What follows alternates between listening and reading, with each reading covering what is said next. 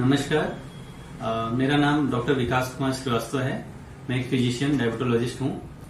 आज मैं विश्व एड्स दिवस पर कुछ जानकारियां लेकर के आपके लिए आया हूँ। एड्स के बारे में, HIV आपने सुना होगा, एड्स सुना होगा, उसके बारे में।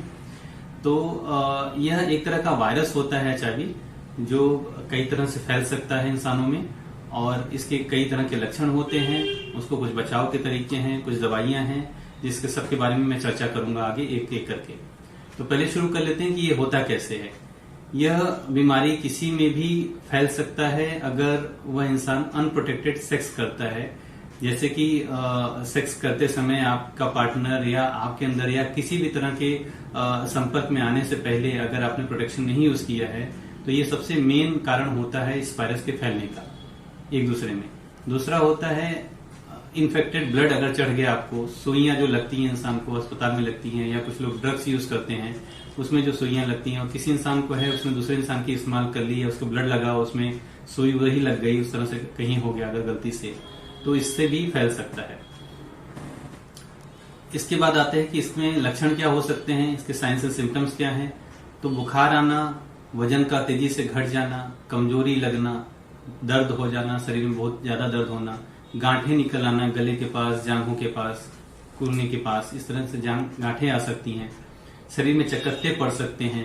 ये इस तरह के लक्षण आमतौर पे देखने को मिलते हैं किसी भी तरह के वायरस में। तो इसमें भी इस तरह से स्टार्ट हो सकता है और ये आगे बढ़ सकता है, किसी भी तरह के रूप में जा सकता है।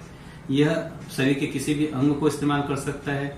तो उसमें आपको निमोनिया जैसे लक्षण हो जाना, बार बार दस्त का लग जाना, या कोई इन्फेक्शन अक्सर आपको हो जा रहा है और आप बहुत कमजोर महसूस कर रहे हैं, वो ठीक नहीं हो रहा है, बार बार अच्छे से ठीक नहीं हो रहा है, ये सारी चीजें हो सकती हैं इस इन्फेक्शन में।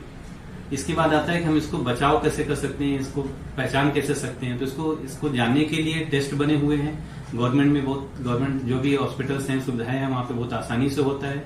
आप सब जा सकते हैं। अपनी स्क्रीनिंग जरूर करवाएं। अपनी फैमिली का ध्यान रखने के लिए मैं सबसे आग्रह करूंगा कि स्क्रीनिंग जरूर करवाएं, टेस्ट करवाएं। टेस्ट करने से समय पे चीजें पता चलती हैं। ये वायरस खतरनाक है, जान भी लेता है लोगों की। तो हम इस बीमारी को अगर समय पे पकड़ पाए, इस वायरस का इलाज तो नहीं है, लेकिन वायरस की जो दवाइयां आती हैं उससे अब मैं इस भाग पे आ जाता हूँ कि इसको ठीक कैसे कर सकते हैं। तो इसका इलाज तो नहीं है, लेकिन दवाइयों से इसको हम कंट्रोल करके रख सकते हैं। इसका जो असर शरीर पे पड़ने वाला है, जो बहुत ही जल्दी तेजी से बढ़ जाता है, इसका असर आ जाता है शरीर पे, हम उसको रोक सकते हैं, या लंबे समय तक हम उस चीज को डिले कर सकते हैं। और अगर दवाइयां सही समय पे चलेंगी, जैसे लेना होता दवाइयां वैसे आप गाइडेंस में लेते रहेंगे, तो समय पे इसके दुष्प्रभाव भी नहीं देखने को मिलते हैं। वायरस को आप बहुत कम कर सकते हैं अपने शरीर में। इन्फेक्शन होने का खतरा बहुत कम हो जाता है, और आगे चल करके आप एक नॉर्मल हेल्दी लाइफ भी जी सकते हैं, जैसे आम आदमी जीता है। इसमें कुछ बचाव के तरीके होते हैं, जैसे मैंने बताया जिस तरह से फैलता है, तो उसमें आप बचाव करिए उस तरह की चीजों का। बिल्कुल HIV और एड्स के पेशेंट के साथ बिल्कुल रहा जा सकता है। बहुत सारे लोगों के मन में ये भ्रांतियां रहती हैं, भ्रम रहता है, जिसको अपने दिमाग से निकाल दीजिए।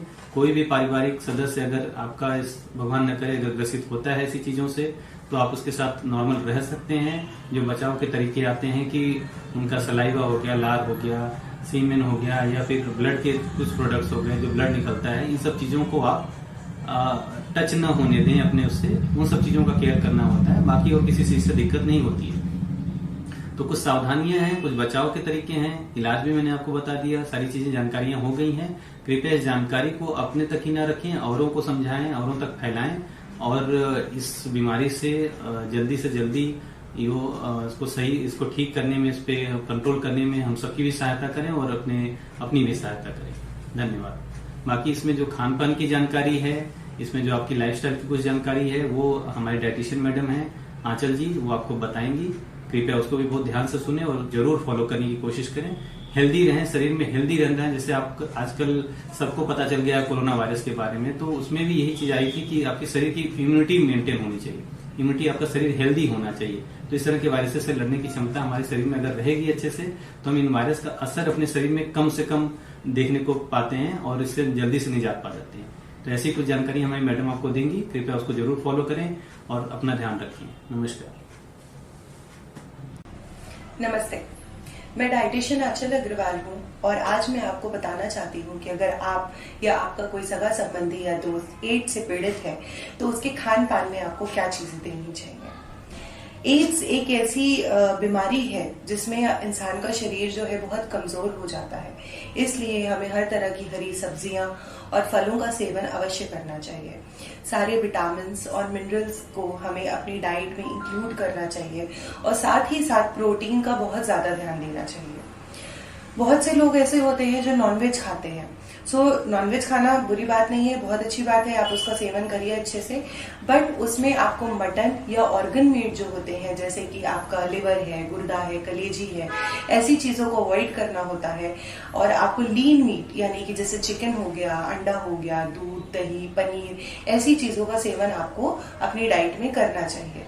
इसको लीन प्रोटीन बोलते हैं। इससे आपको उतना ज्यादा इन्फेक्शन नहीं होता है और ऑर्गन मीट से इन्फेक्शन होने के चांसेस ज्यादा बढ़ जाते हैं।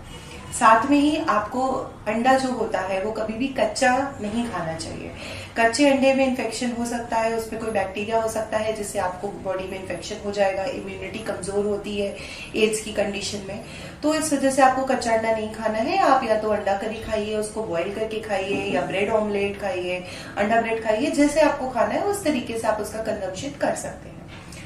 साथ में अब मैं एक पॉइंट पे आती हूँ, जैसे कि हम सब घर में रोटियां खाते हैं। रोटियां हेल्दी होती हैं, बिल्कुल खानी चाहिए, लेकिन ज्यादातर हमारे घर में गेहूं की रोटी बनती है। हमें सिर्फ और सिर्फ गेहूं की रोटी नहीं खानी है, और भी कई आटे की रोटी खानी है, जैसे कि ज्वार है, बाजरा है, मक्का है। तो आप सारे आटे लीजिए, सबको थोड़ा थोड़ा मिला लीजिए और उसकी रोटी बना के रोजमर्रा की जिंदगी में खाइए।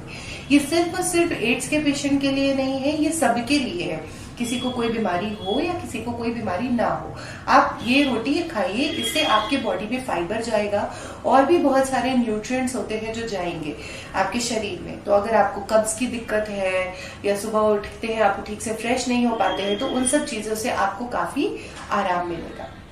बाकी इसमें जैसे बात करते हैं एड्स में इम्यूनिटी की बहुत ज्यादा कमी हो जाती है, तो हमें जैसे सर ने भी आपको बताया कि कोरोना वायरस था, तो उसमें भी यही बोला गया कि हमें अपनी इम्यूनिटी स्ट्रांग रखनी है, तो हमें कोई बीमारी नहीं हो सकती।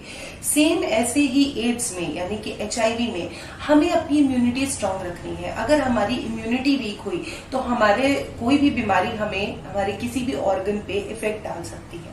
इम्यूनिटी बूस्टिंग डाइट जिसको कहते हैं, इम्यूनिटी बढ़ाने वाली डाइट हमें लेनी चाहिए। सबसे पहले हमें सिट्रस फ्रूट्स लेने चाहिए। सिट्रस में आपका क्या आता है, जैसे कि आंवला हो गया, आपका अंगूर हो गया, संतरा हो गया और नींबू हो गया, इस तरह की चीजें आपको लेनी चाहिए।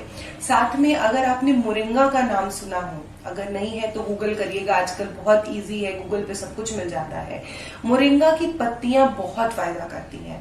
उसको आप कच्ची पत्ती उबाल के या उसको सुखा के उसको पाउडर फॉर्म बना के आप किसी भी तरह खाइए, वो आपको बहुत आपकी इम्यूनिटी बढ़ाने में कारगर साबित होगी।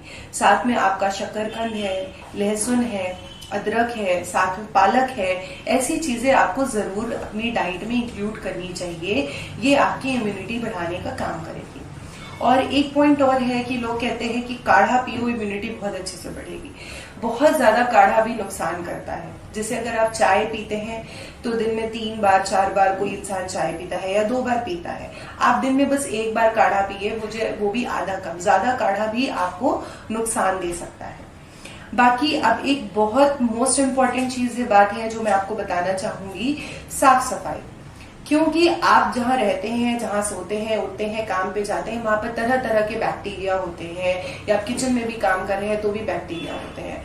अगर ये पेन है, इस पेन को अभी मैं धुलूं और धुल के लाके वापस रख दूं तो अभी भी इस पे बैक्टीरिया लग जाएंगे। ठीक है, जैसे ही मैंने इसको सरफेस पे रखा या थोड़ी देर या हवा में रहा तो भी इसमें बैक्टीरिया लग जाएंगे। तो इसलिए आप कोई भी अगर खाना खाने से पहले या कुछ भी काम करने से पहले, सबसे पहले तो आप अपने हाथ अच्छी तरीके से धोएं। दूसरा पॉइंट, जो भी बर्तन में आप खाना खाते हैं, जिस भी बर्तन में खाना बनाते हैं, उसको अच्छे से वॉश करें, अच्छे से उसको धुल के इस्तेमाल करें। तीसरा, जो भी सब्जियां, जो भी फल आपके घर में आते हैं, उसको अच्छे से धुल के साफ करके तभी इस्तेमाल करें। तभी आप जो है इसको इम्यूनिटी को अपने स्ट्रांग रख सकते हैं। बैक्टीरिया का जो एक्सपोजर है, जो आपको बैक्टीरिया से इन्फेक्शन होने का खतरा है, वो कम हो सकता है। बाकी इससे रिलेटेड अगर आपको कोई भी जानकारी चाहिए, सिर्फ एड्स ही नहीं, चाहे डायबिटीज हो, चाहे मोटापा हो, चाहे थायराइड हो, या आपको किसी खाने से एलर्जी हो, या आप बहुत ज्यादा खाना खा रहे हो और आप फिर भी मोटे नहीं हो रहे हो, बहुत तमाम तरह की बीमारियां हैं। अगर आपको इससे रिलेटेड किसी भी तरह की डॉक्टर कंसल्टेशन या डाइट कंसल्टेशन चाहिए तो आप हमारे क्लिनिक आज ही आ सकते हैं और हमारे इस नंबर पे कांटेक्ट कर सकते हैं। हमारा कांटेक्ट नंबर है 9670187374। मैं फिर से रिपीट कर रही हूँ, 9670187374।